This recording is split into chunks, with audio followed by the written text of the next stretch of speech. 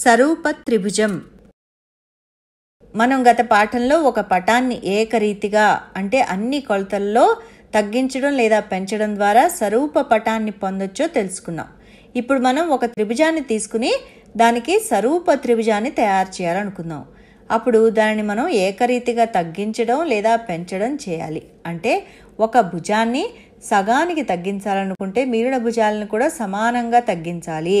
అంటే వాటి తొలి కొలత పొడవులో సగానికి మనం తగ్గించాలి. మనం ఒక త్రిభుజాన్ని ఏకరీతిగా ఒకే నిష్పత్తి అంటే ఒకే స్కేల్కి తీసుకున్నాం అనుకోండి, దాని కోణాల్లో ఎటువంటి మార్పు రాదు.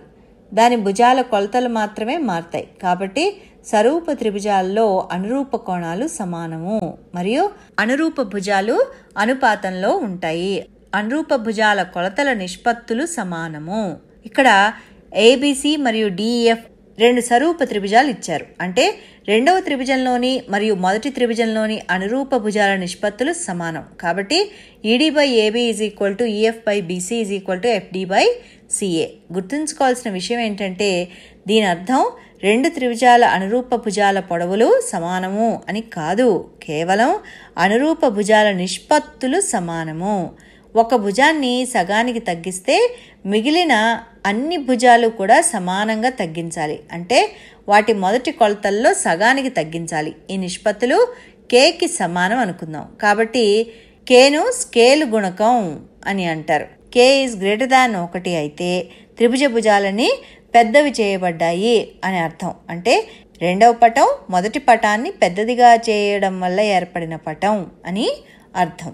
ఒకవేళ కే ఈజ్ ఈక్వల్ టు 1 అయితే అనురూప భుజాలని సమానం అని అర్థం. కాబట్టి భూ భూ భూ నియమం ప్రకారం త్రిభుజాలు సర్వసమానాలు. ఒకవేళ కే ఈజ్ లెస్ దాన్ 1 అయితే రెండవ త్రిభుజ భుజాలు తగ్గించబడ్డాయి అని అర్థం. అంటే రెండవ పటం మొదటి పటాన్ని ఏకరీతిగా నిష్పత్తిలో తగ్గించిన పటం అని చెప్పచ్చు.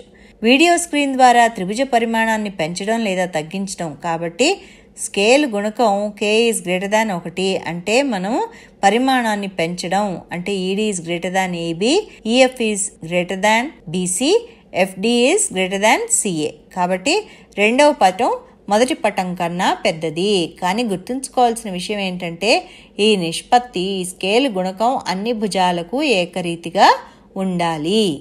తర్వాత పాఠంలో మరిన్ని విషయాలు మనం నేర్చుకుందాం.